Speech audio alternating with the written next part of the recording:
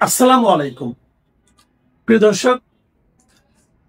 আমি গতকালকে বলেছিলাম যে আগামী কয়েকদিন আমি এই আগামী নির্বাচনে যে সমস্ত রাজনৈতিক দল অংশ নিতে যাচ্ছে তাদের অবস্থান, মানে নির্বাচনের মাঠে, রাজনীতির মাঠে আমার কাছে কেমন লাগছে সেই বিষয়গুলো নিয়ে আপনাদের সঙ্গে আমি একটু মত বিনিময় করব।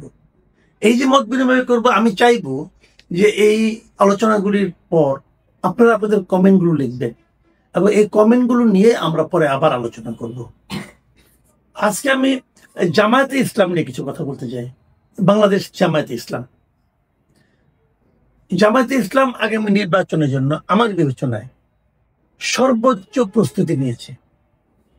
যে কয়টা রাজনৈতিক দল আসন্ন নির্বাচনকে সিরিয়াসলি নিয়েছে, যে কয়টা রাজনৈতিক দল 2024 অগাস্টে হয়ে যাওয়া গণ অভ্যুত্থানকে একটা তাদের রাজনীতির ক্ষেত্রে একটা বড় প্রাপ্তি হিসেবে বিবেচনা করে সেই প্রাপ্তিকে কাজে লাগানোর জন্য মানে খুবই সিরিয়াসলি কাজ করছে, তার মধ্যে আমি মনে করব যে জামাতে ইসলাম একেবারে শীর্ষস্থানে আছে এবং তারা নির্বাচনের জন্য এখনই কেবল বলবো না, আমি আরো আগে থেকেই বেশ বড় ধরনের একটা প্রস্তুতি নিচ্ছি।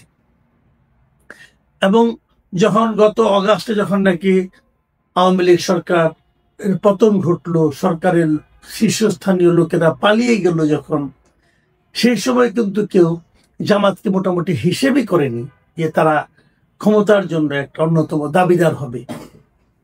কিন্তু এখন কিন্তু সেই হিসাব না করার কোনো সুযোগ আর নাই।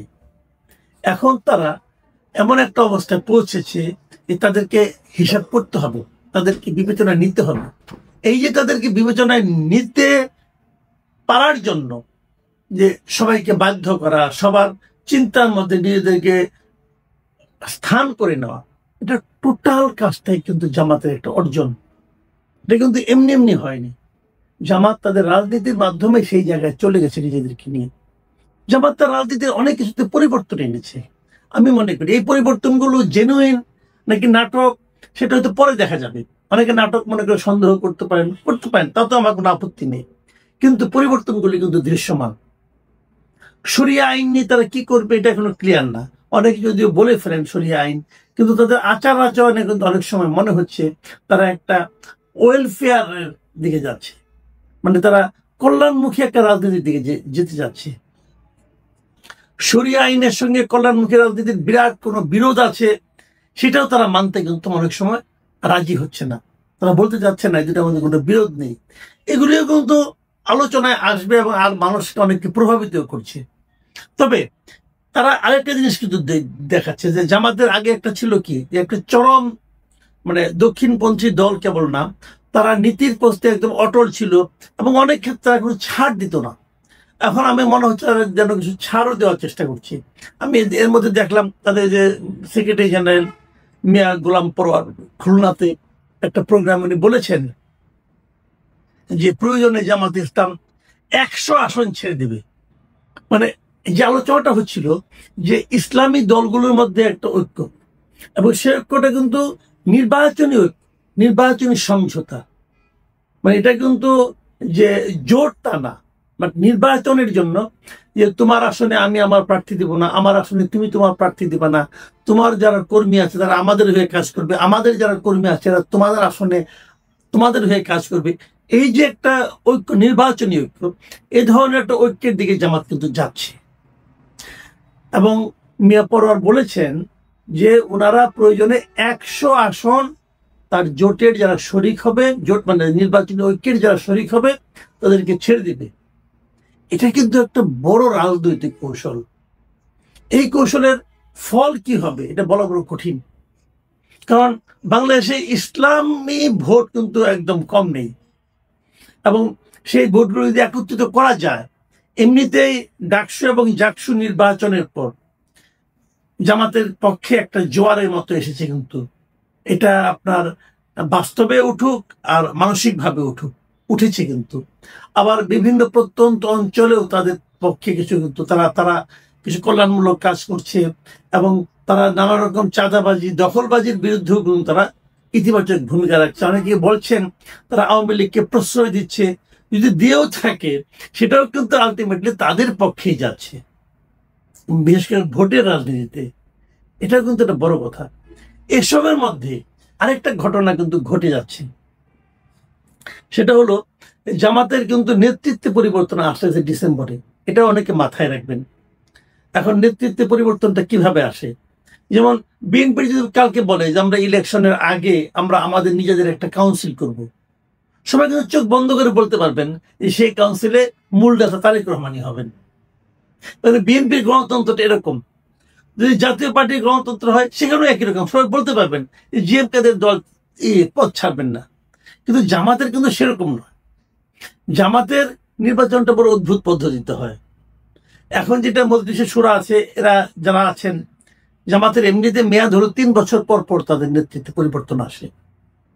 সেই হিসাবে এবছরের ডিসেম্বরে জামাতের নেতৃত্বে একটা পরিবর্তন আসার কথা, যদি আসে 25শে ডিসেম্বরের মধ্যে তারা এটা প্রকাশ করবে বলে বলা হচ্ছে, এবং আসবেই। পরিবর্তন আসবে কিনা জানি না, হয়তো পুরনো নেতৃত্বে নতুন নেতৃত্ব হিসেবে আসতেও পারে, কোনো সমস্যা নেই। নিয়মটা হলো 3 বছর পর পর তাদের একটা কাউন্সিল হবে। এবার যেটা হচ্ছে নিয়মটা হলো তাদের যে মজলিসে শুরা আছে তারা 3 জনের একটা প্যানেল তৈরি করে দেয় যে এই 3 জনের প্যানেল থেকে কে আমির হবে। এবার অলরেডি এরকম মজলিসে শুরা যদ্দূর জানা গেছে দুটো প্যানেলের মতো প্যানেল আসছে। একটা প্যানেলে আছেন বর্তমান যিনি আমির আছেন তিনি ডক্টর শফিকুর রহমান, এবং তার সঙ্গে আছেন নায়েবে আমির মুজিবুর রহমান, এবং সাবেক ভারপ্রাপ্ত secretary general ATM Azharul Islam. আপনার আজহারুল ইসলাম সম্বন্ধে জানেন, যিনি কিছুদিন আগে কারামুক্ত হয়েছেন। উনি দীর্ঘদিন কিন্তু এই পুরো শেখ হাসিনা আমলে উনি কিন্তু ছিলেন, জেলখানায় ছিলেন, উনি মুক্তি পেয়েছেন। তো উনি দীর্ঘ সময় দলের জন্য স্যাক্রিফাইস করেছেন, উনি আসতে পারেন। আবার আরেকটা প্যানেলে সেখানে এটিএম আজহারুল ইসলামের পরিবর্তে আরেকজন নায়েবে আমির সৈয়দ আব্দুল্লাহ মোহাম্মদ তাহেরের নাম শোনা যাচ্ছে। তো যেই হোক, তাহলে আমি এই 4 জন ধরি, এই 4 জনের মধ্যে কোনো একজন নতুন আমির হচ্ছেন। ডক্টর শফিকুর রহমান এর আগে 2বার আমিরের দায়িত্ব পালন করেছেন এবং খুব সফলভাবে কিন্তু দায়িত্ব পালন করেছেন। এবং নির্বাচনের আগেও আমি বলবো, আমি ওনাকে মানে জামাতের আমির হিসেবে খুবই স্মার্ট হিসেবে আমি পার্সোনালি বিবেচনা করি। ওনার কথাবার্তা মানে পরিমিতি বোধ অনেক সময় আমার কাছে বেশ ভালোই লাগে।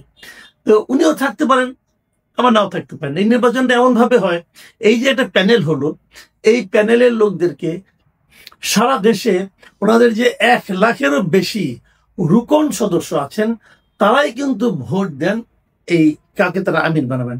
এখন এই প্যানেলের মধ্যেই ভোট দিতে হবে তাও কিন্তু নয়, তারা প্যানেলের বাইরেও কাউকে ভোট দিতে পারেন। মানে এদের নেতা নির্বাচনটা হয় খুবই গণতান্ত্রিক প্রক্রিয়া। যদি সেভাবে হয় তাহলে নতুন যে নেতৃত্ব ডিসেম্বরে আসবেন, এসেই তারা কিন্তু ফেব্রুয়ারি নির্বাচন নিয়ে ব্যস্ত হয়ে পড়বেন, তাদের উপর একটা বাড়তি চাপ আসবে। এখন নতুন নেতৃত্ব জামাতের রাজনৈতিক যে আপনার যে গতি তাকে বাড়াতেও পারে, আবার বলা যায় না কমাতেও পারে। কি হবে এই নতুন নেতৃত্ব সেটার উপর, তার চেহারার উপর হয়তো অনেক কিছু নির্ভর করবে। তো আমার কেন যেন মনে হয় ডক্টর শফিকুর রহমানই থাকবেন, কারণ উনি এতদিন খুব ভালোভাবে দল চালাচ্ছিলেন। কারণ ওই অন্য কোনো কারণ না থাকে তাহলে ওনাকে রাখতে পারে। আমি জানি না ওনারা এই 1 লাখ রুকনের মন তো আমি বলতে পারবো না, ওনারাই বলতে পারবেন। তবে যেটাই হোক এটাই হবে এই নির্বাচনের জামাতের যে ফলাফল কি হবে না হবে সেটাকে এগিয়ে নেওয়া। আমি যে কথাটা বলে শেষ করব, আমি মনে করি যে জামাতে ইসলামের সৃষ্টির পর থেকে, তার জন্মের পর থেকে, সে পাকিস্তান আমল থেকে ধরি অথবা ব্রিটিশ আমল থেকে ধরি, জন্মের পর থেকে কোন জাতীয় নির্বাচনে ভালো ফল করার যে বাস্তবতা, সেই বাস্তবতা এবার যে বাস্তবতা তৈরি হয়েছে, এতটা অনুকূল পরিবেশ জামাতে ইসলামী কখনো পায়নি। কাজে এই অনুকূল পরিস্থিতিকে তারা কিভাবে হ্যান্ডেল করতে পারে, কিভাবে কাজে লাগাতে পারে, এটাই হবে এই নির্বাচনে তাদের কাছে তাদের ব্যাপারে দেখার বিষয়। আর আমার আরেকটা ব্যাপার যেটা আমি জামাতে ইসলামের নেতৃবৃন্দকে বলবো, যে আপনারা যে কাজগুলো করছেন সেই কাজগুলিকে আরো একটু আপনাদেরকে ট্রান্সপারেন্টলি করতে হবে, কয়েকটা পয়েন্ট আমি বলি। যেমন আমি নিজে জামাত সম্পর্কে যে সমস্ত দ্বিধা আমার আছে সেগুলো আমি বলি। আপনারা শরিয়া আইন চান কি চান না, বিষয়টা ক্লিয়ার করতে হবে। কোনটা করলে ভালো কোনটা করলে মন্দ সেটা আমি জানি না, আমি এটা বলবো না, আপনারা ঠিক করবেন। আমার জানার দরকার তারা আপনার চান কি চান না। এটাকে রাজনৈতিক কৌশল হিসেবে যদি রাখেন যে আমি এটা বলবো না, পরে যা আমার মনে আছে সেটাই করব, এটা কিন্তু মানুষ খুব দ্রুতই আপনাদেরকে কিন্তু এটা নিয়ে ভুল বুঝবে। দ্বিতীয় কথা, ৭১ ব্যাপারে আপনাদের অবস্থানটা কি সেটাও আপনাদেরকে ক্লিয়ার করতে হবে। যদি আপনারা ক্লিয়ার করতে পারেন, আমি মনে করি এটা আপনাদের জন্য খুবই ইতিবাচক একটা ফল নিয়ে আসবে। ৩ নম্বর, আপনারা যে আন্দোলনটা করছেন, বিক্ষোভে যাচ্ছেন, বিক্ষোভে আপনারা মানে আপনাদের ৫ দফা দাবি নিয়ে যাচ্ছেন, তার মধ্যে জুলাই সনদ বাস্তবায়ন আছে, পিআর পদ্ধতি আছে। আমি পিআর পদ্ধতির কথা বলি। পিআর পদ্ধতিতে আপনি কি চান, কিভাবে চান?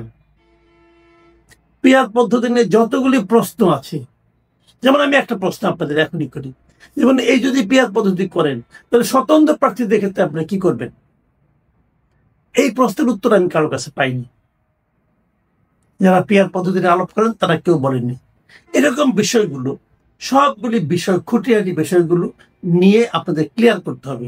প্রয়োজনে এগুলো নিয়ে একটা বুকলেট করেন, মানুষের মধ্যে এটা ছড়িয়ে দেন যে পিআর পদ্ধতি আসলে কি, এর ডিসঅ্যাডভান্টেজটা কি ছিল, অ্যাডভান্টেজটা কি ছিল, আমাদের প্রচলিত পদ্ধতিতে সমস্যা কোথায়, সুবিধা কোথায়, এই সবগুলি দেখিয়ে তারপর আপনারা কাজ করেন। এগুলো যদি আপনারা করতে পারেন, আমি মনে করি আপনাদের ব্যাপারে জনগণের সিদ্ধান্ত নেওয়ার ক্ষেত্রে সুবিধা হবে। প্রিয় দর্শক, জামাত নিয়ে আলাপ করলাম, এরপরে আমি অন্য দল নিয়ে হয়তো কথা বলবো ২-১ দিন পরে। আপনারা ভালো থাকবেন, এখন এ পর্যন্তই। আল্লাহ হাফিজ।